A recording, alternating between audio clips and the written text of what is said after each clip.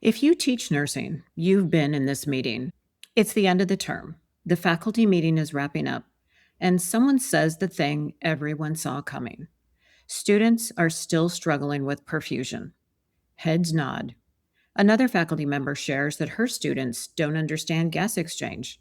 Someone else says acid base or fluid balance. Different concept, same conversation.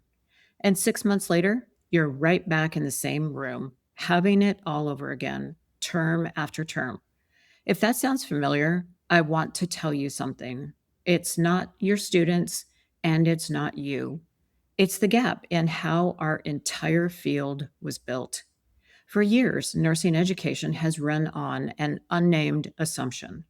If we thread the big physiological concepts across enough courses, students will eventually connect the dots on their own. Perfusion shows up in fundamentals. We talk about it in med surge. It surfaces again in critical care.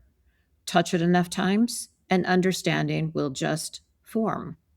But it doesn't, not reliably, not for most students. What threading actually creates is repeated exposure to isolated content. A student learns heart failure in one course, diuretics in another, respiratory compensation in a third, and then stands at the bedside of a patient in acute pulmonary edema and can't connect what she knows to what she's seeing. The knowledge is there. The framework to use it under pressure is not. And here's the deeper issue, the one I built my work around. There's a specific set of physiologic processes that students reliably struggle with, the ones that break down in the majority of complex and acutely ill patients, the ones that, when they fail in a real patient, cause the deterioration that kills. Every one of us knows exactly which concepts I mean, and nursing education has never had a conceptual framework for teaching them. Think about that. We have content, we have textbooks, lectures, NCLEX blueprints. What we've never had is a shared, structured way to represent these processes as dynamic, connected systems, something a student can carry from the classroom to the bedside. We thread the content, we hope the framework forms on its own. It doesn't, because we never gave students or faculty that framework in the first place. That is the gap I set out to close. And this isn't only a student problem, it's a faculty problem too. And I don't mean that as a criticism. A 2024 study in SAGE Open Nursing found that faculty struggle to teach clinical judgment, not because they lack clinical knowledge, they have plenty, but because they've never been given a shared, structured method for teaching students how to think. And the stakes are real.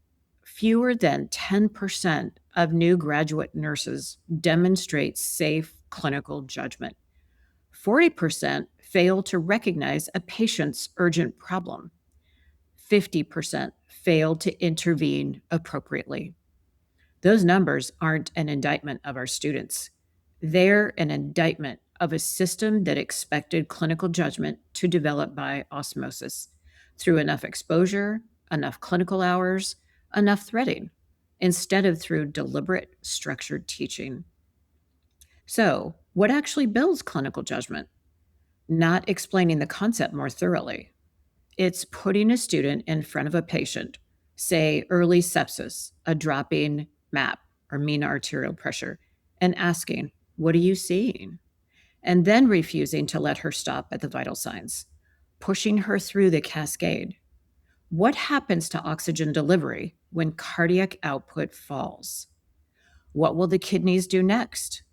What's the earliest window to act before this becomes irreversible? That's a conceptual framework and a teaching method working together. The framework gives the students a stable way to see the process. The method turns a case into reasoning. And here's the good news, that teaching skill can be learned. It can be standardized. It can be shared across an entire program. So let me leave you with one question. How confident are you that your students can explain why a patient's condition is changing? If that gives you pause, I'd love to help.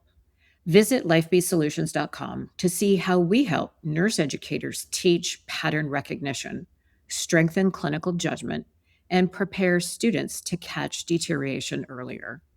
Because students are struggling with perfusion again shouldn't be the end of the conversation. It should be the beginning of a better one. Thanks for watching.